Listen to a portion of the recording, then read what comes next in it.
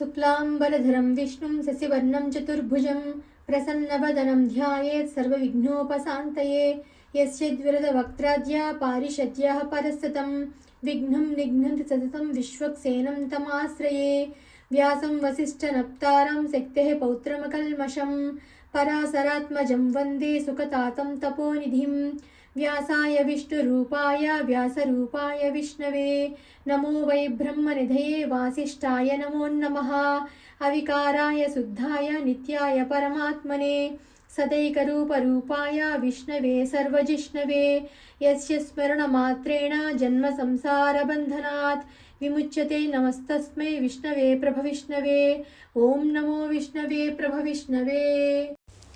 అందరికీ నమస్కారం. నేను శిరీష. సిరివెన్నెల హోమ్ వరల్డ్కి స్వాగతం. అందరూ ఎలా ఉన్నారు? బాగున్నారు అనుకుంటున్నాను. నేనైతే చాలా అంటే చాలా బాగున్నాను. అంటే మన మనసుకి సంతోషంగా అనిపించిందంటే మనకి ఏదో ఒక మంచి జరిగినట్టుగా ఒక పాజిటివ్గా అనిపిస్తే ఎలా ఉంటుంది.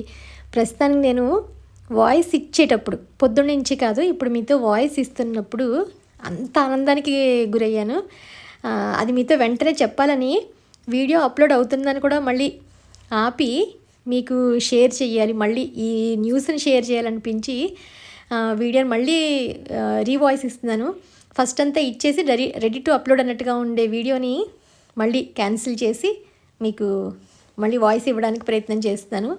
వీడియో చూస్తే మీకు అర్థమవుతుంది. అంటే స్వామి ఏది అంటే ఎప్పుడు అనుకుంటూ ఉంటాను, మా వారైనా మా అమ్మగారైనా ఎక్కువ ఎప్పుడు అదే ఉంటూ ఉంటారు, మనకి ఏది ఎప్పుడు రాసి పెట్టుంటే అప్పుడే వస్తుంది శిరీష. అంటే కంగారు పడితే మనకి ఏది వచ్చేది, మన దగ్గరికి ఏ వస్తువైనా ఏదైనా సరే ఎప్పుడు రావాలో అప్పుడే వస్తుందని చెప్పని అది భగవంతుడి నిర్ణయమే అవుతుంది ఖచ్చితంగాను. కానీ మనకి ఈ లోపల ఆత్రంగా అనిపిస్తుంది, ఎప్పుడు ఏదైనా కొనుక్కుందామన్నా ఏదైనా చేద్దామన్నా ఇంకెప్పుడని సహనంగా మనం ఉండలేకపోతాం. కానీ ఒక్కొక్కసారి ఆ సహనం ఒక అద్భుతమైన రూపంలో మనకు వచ్చినప్పుడు ఎంత ఆనందంగా ఉంటుందో మాటలో చెప్పలేం కదా. ఈరోజు నాకు కూడా అలాగే అనిపించింది. ఏంటది అన్నది వీడియోలో మీకు చూస్తే అర్థమవుతుంది. వీడియోని ఎక్కడ స్కిప్ చేయకుండా చూడండి. నిజంగా ఈరోజు వైకుంఠ ఏకాదశి రోజున స్వామి నాకు అదృష్టం ఇచ్చారని చెప్పచ్చు, ప్రసాదం ఇచ్చారని చెప్పచ్చు. అదేంటో చూద్దరు. కానీ అంతకన్నా ముందు మొదటిసారి మన ఛానల్ ఎవరైనా చూస్తుంటే కనుక ఛానల్ సబ్స్క్రైబ్ చేసుకోండి. పక్కనే ఉన్న బెల్ ఐకాన్ క్లిక్ చేసి ఆన్లో క్లిక్ చేస్తే కొత్త వీడియోస్ పెట్టగానే మిస్ కాకుండా చూడగలుగుతారు. డిస్క్రిప్షన్లో కూడా చాలా వీడియోస్ లింక్స్ ఉంటాయి, ఒకసారి చెక్ చేయండి. ఇన్స్టాగ్రామ్లో కూడా నాకు ఎవరైనా మెసేజ్ చేయాలనుకున్న వాళ్ళు తప్పకుండా చేయొచ్చు. మరొకసారి అందరికీ ముక్కోటి ఏకాదశి, వైకుంఠ ఏకాదశి శుభాకాంక్షలు. ఈరోజు చక్కగా ఉత్తర ద్వార దర్శనంలో స్వామిని దర్శించుకుంటారు అందరూ. ఆలయాలన్నీ కిటకిటలాడుతూ ఉంటాయి. ముఖ్యంగా వైష్ణవ సాంప్రదాయంలో ఈరోజు చాలా బాగా పూజ చేస్తారు. అంటే వైష్ణవాలయాల్లోనూ వెంకటేశ్వర ఆలయాల్లోనూ చాలా బాగా పూజలు అయితే జరుగుతాయి.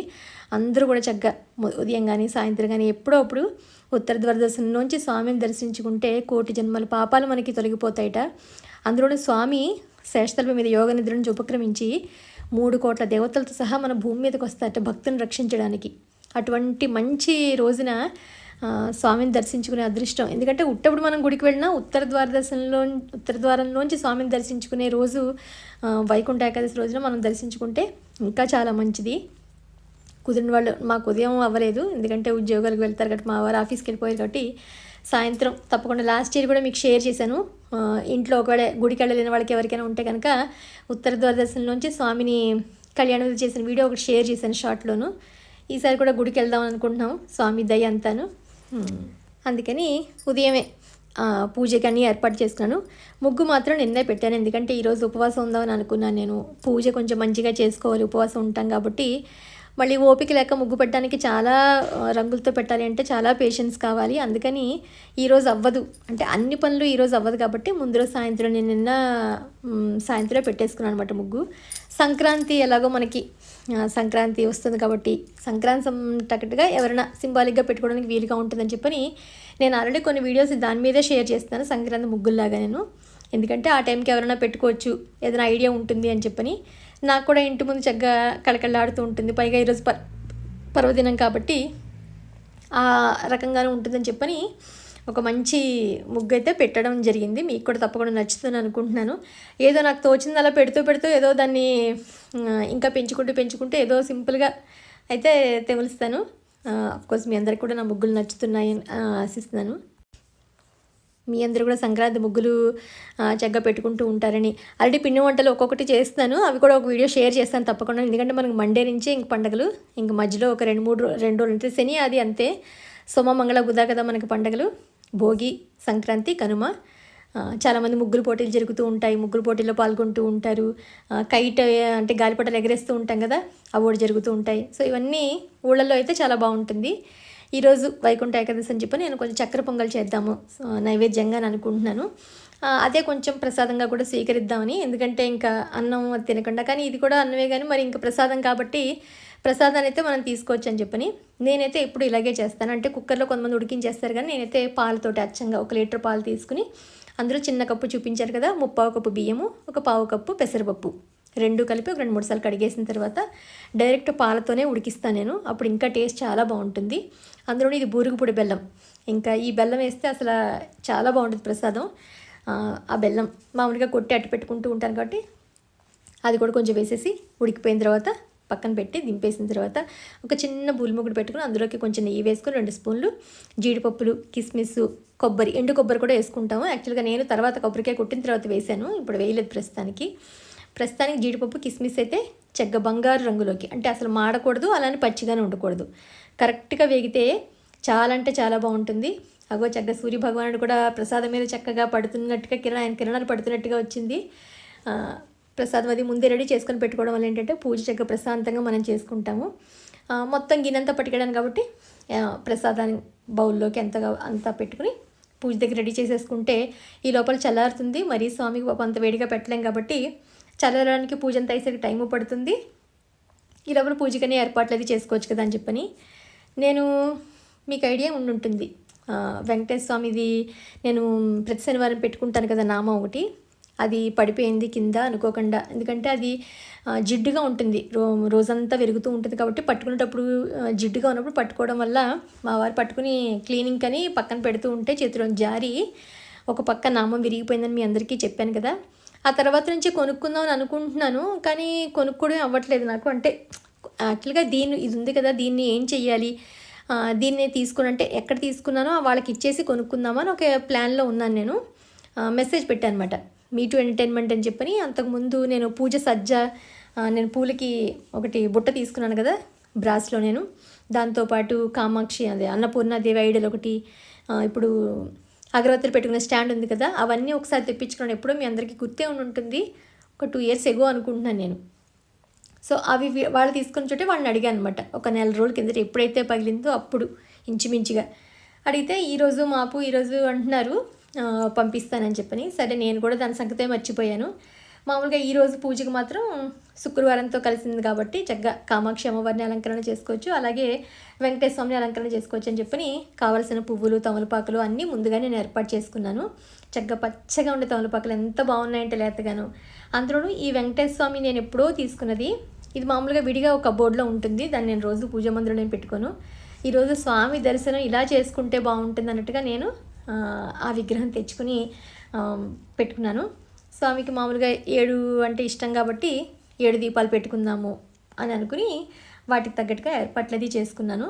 ఈరోజు అంటే చేసుకున్నప్పుడంతా చాలా బాగుంది. అంటే రేపు శనివారం కదా, మళ్ళీ రేపటికి నాకు అది కావాలి, అదే ఏదైతే పెట్టుకున్నానో విగ్రహం అది కావాలి అని అనుకుంటున్నాను. అనుకోకుండా పూజ అంతా అయ్యేసరికి నిదర్శనం అంటాను చూసారా, స్వామి నీకెందుకు నేను ఇస్తాను కదా అని చెప్పినట్టుగా కొరియర్ వచ్చింది. మీ టు ఎంటర్టైన్మెంట్లో పంపించారు మనకి. దాన్ని ఎప్పుడో 23 వారాల కిందట నేను చెప్పాను అనమాట, ఇలా మీ దగ్గర తీసుకొని విరిగింది అంటే తప్పకుండా ఇస్తామన్నారు. అది వచ్చిందన్నది వీడియోలో మీకు లాస్ట్లో ఉంది, ఒకసారి చూద్దరు కానీ మీరు. ఈ లోపల ఒక చిన్న పాట, ఇప్పుడు ఒక చిన్న పాట. ఇందరికి అభయం బులిచ్చు చేయి, కందువగు మంచి బంగారు చేయి, ఇందరికి అభయం బులిచ్చు చేయి, కందువగు మంచి బంగారు చేయి, ఇందరికి అభయం బులిచ్చు చేయి, వెలలేని వేదములు వెదకి తెచ్చిన చేయి, చిలుకు గుబ్బలి క్రింద చేర్చు చేయి, వెలలేని వేదములు వెదకి తెచ్చిన చేయి చిలుకు గుబ్బలి క్రింద చేర్చు చేయి కలికియగు భూకాంత కౌగిలించిన చేయి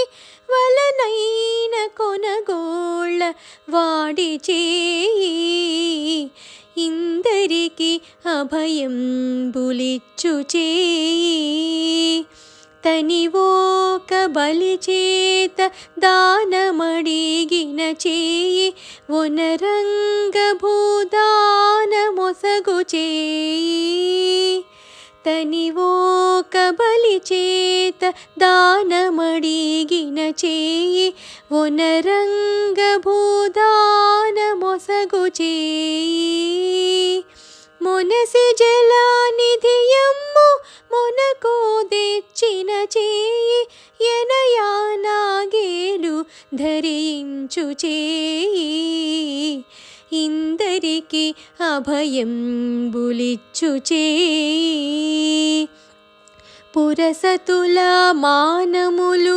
పొల్లసేసిన చేయి తురగంబు ఒరపెడి దొడ్డ చేయి పురసతుల మానములు పొల్లసేసిన చేయి తురగంబు ఒరపెడి దొడ్డ చేయి తిరువేంకటాచలాధీసుడై మోక్షంబు తెరువు ప్రాణులకెల్ల దెలిపిడి చేయి ఇందరికి అభయం బులిచ్చు చేయి కందువగు మంచి బంగారు చేయి ఇందరికి అభయం బులిచ్చు చేయి ఇందరికి అభయం బులిచ్చు చేయి.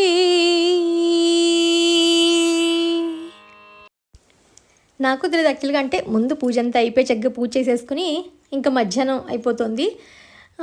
నేను ఇంక వీడియో పని చూసుకుందాం అని చెప్పి పైకి వెళ్ళి వీడియో అంతా అప్లోడ్ ఎడిటింగ్ అదే చేసుకుని వాయిస్ ఓవర్ ఇచ్చేసి దాన్ని అప్లోడ్ చేస్తూ ఉంటే అప్పుడు కొరియర్ వచ్చింది. కిందకి వెళ్ళి చూసేసరికి ఇది ఇంకా ఆనందానికి అవధులు లేవు. నాకు ఇంకా కొరియర్ వచ్చిందనగానే ఏంటో అని అనుకున్నాను తప్ప ఇదని అనుకోలేదు. ఎందుకంటే వాళ్ళు పంపించినట్టు కూడా నాకు చెప్పలేదు. అంటే ఇంకా పంపిస్తున్నాం అన్నారు తప్ప నేను దాని సంగతి మర్చిపోయాను. యాక్చువల్లీ చెప్పిన 20 days ఎగో జరిగిన సంగతి ఇది. 3 weeks అయిపోయింది. ఈరోజు వస్తుంది అని అసలు ఎక్స్పెక్ట్ చేయలేదు. ఇంకా పూజ గదిలో రాగానే, అంటే పూజ అయిపోయింది కాబట్టి ఉదయం పూజ సాయంత్రానికి మాత్రం పెట్టుకుందాము అని మనసులో అనిపించింది. స్వామి పంపించారు అన్నంతలా అనిపించింది. సో ఆ హ్యాపీ న్యూస్ని మీకు కూడా షేర్ చేసుకోవాలని అనిపించి చెప్తున్నాను.